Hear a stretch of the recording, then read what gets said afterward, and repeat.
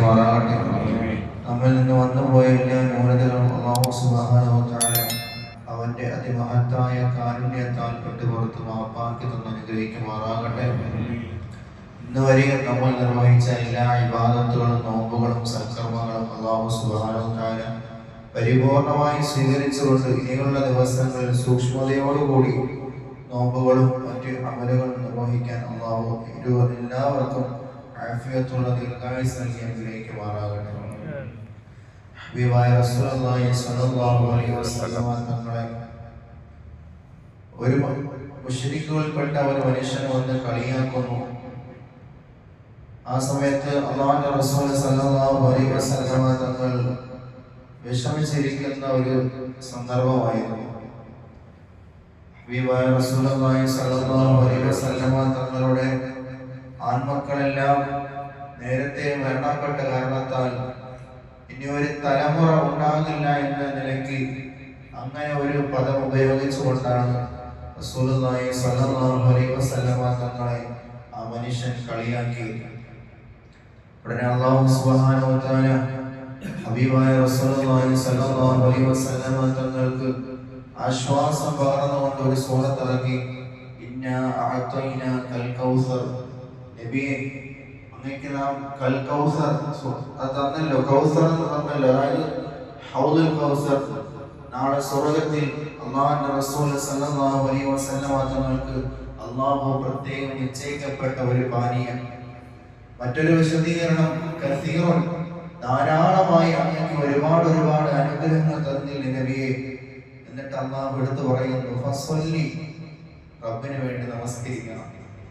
റസൂൽ തങ്ങളോട് പറയുക, ഫസ്വല്ലി, അങ്ങ് എനിക്ക് വേണ്ടി നമസ്കരിക്കണം. ആ മ്ലേച്ഛമായ രീതിയിൽ അങ്ങേ കളിയാക്കിയവനുണ്ടല്ലോ, അവനാണ് ഏറ്റവും തരം താഴ്ന്ന മോശപ്പെട്ടവനെന്ന് അല്ലാഹു സുബ്ഹാനഹു വ തആല റസൂലുള്ളാഹി സ്വല്ലല്ലാഹു അലൈഹി വസല്ലം തങ്ങൾക്ക് ഒരു ആശ്വാസത്തിന്റെ സന്തോഷത്തിന്റെ വചനം പറഞ്ഞു കൊടുക്കുകയാണ്. ആ സൂറത്ത് കഴിഞ്ഞാൽ സൂറത്തുൽ കാഫിർ, അത് കഴിഞ്ഞാണ് സൂറത്തുൻ നസ്ർ വരുന്നത്. ഇതാണ് നമുക്ക് ഏറ്റവും പ്രധാനപ്പെട്ടത്. അല്ലാഹു സുബ്ഹാനഹു വ തആല പറയുന്നു, നമ്മുടെ ജീവിതത്തിൽ നമ്മൾ തോറ്റുപോകും, അല്ലെങ്കിൽ നമ്മളെ കൊണ്ട് തരണം ചെയ്യാൻ പറ്റില്ല എന്ന് വിചാരിച്ചിരുന്ന പല സാഹചര്യങ്ങളിലും റബ്ബിന്റെ സഹായം നമുക്ക് ഒരുപാട് ഉണ്ടായിട്ടുണ്ട്. എങ്ങനെയാണ് സംഭവിച്ചതെന്ന് നമ്മൾ പലർക്കും അത് ജീവിതത്തിന് അനുഭവമായിരിക്കാം.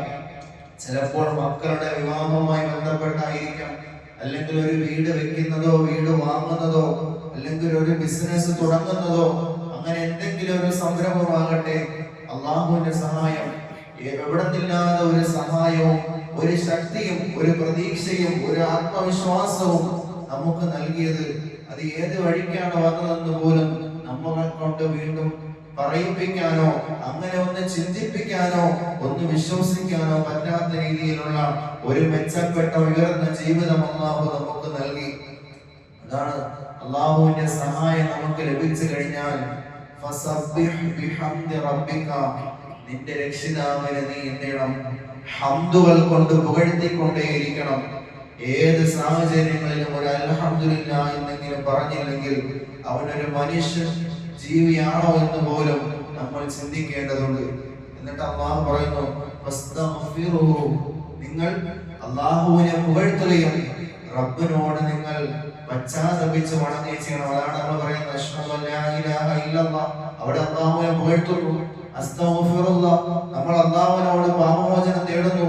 ആ വിശുദ്ധമായ ഖുർആനിലെ ആയത്തിന്റെ അവസാനം ഇന്നഹു കാന തവ്വാബ, നിശ്ചയമായും അല്ലാഹു സുബ്ഹാനഹു വ തആല തൗബയെ സ്വീകരിക്കുന്നവനാണ്.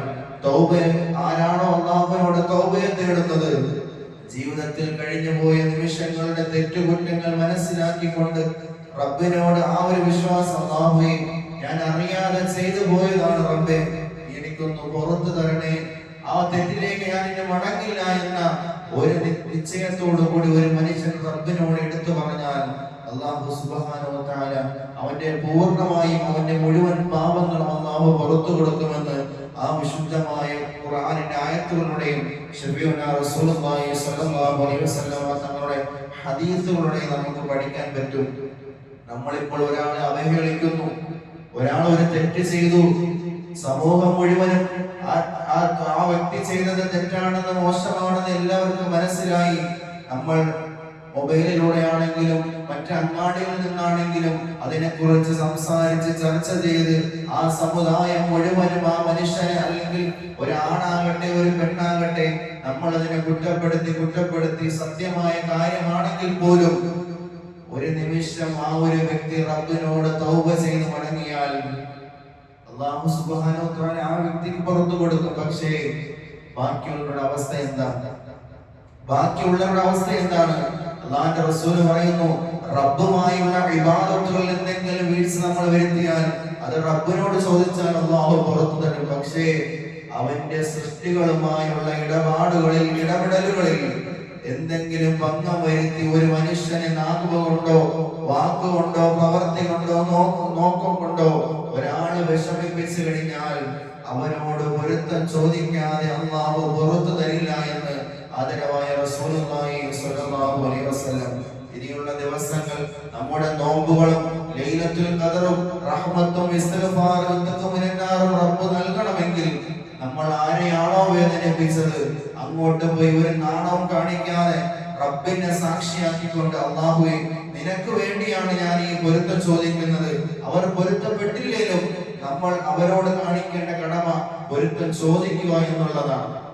ഇനിയിപ്പോ വർഷങ്ങളോളം പിണങ്ങി കഴിയുന്നവരാണ്, നമുക്കൊരു ഈഗോ, നിസ്സാരമായ കാര്യങ്ങളിൽ പിണങ്ങി കഴിയുന്നവർ, ഇനി എങ്ങനെ അങ്ങോട്ട് പോയി പൊരുത്തം ചോദിക്കുമെന്ന് ചിന്തിക്കുന്നവർ, നമ്മളൊന്ന് ആലോചിക്കണം, എത്ര തെറ്റുകളാണ് നമ്മളും ചെയ്യുന്നത്.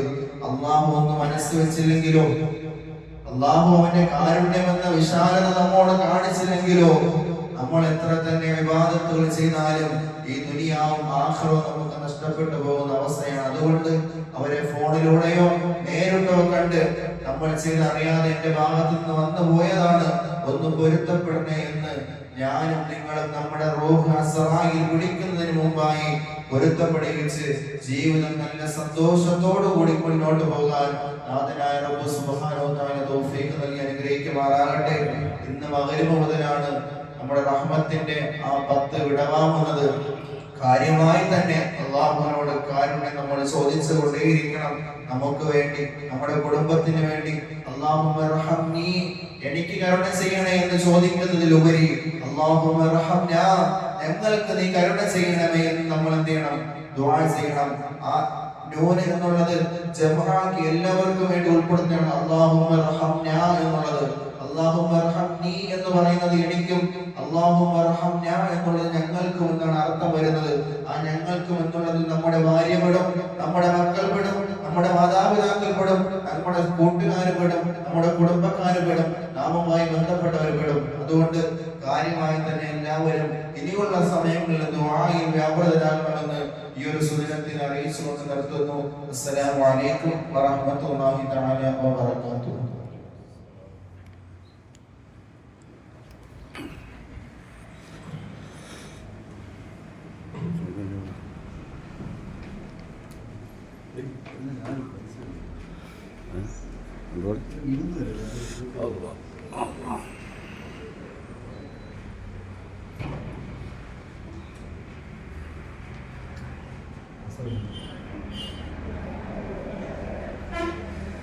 ചെയ്തേ 26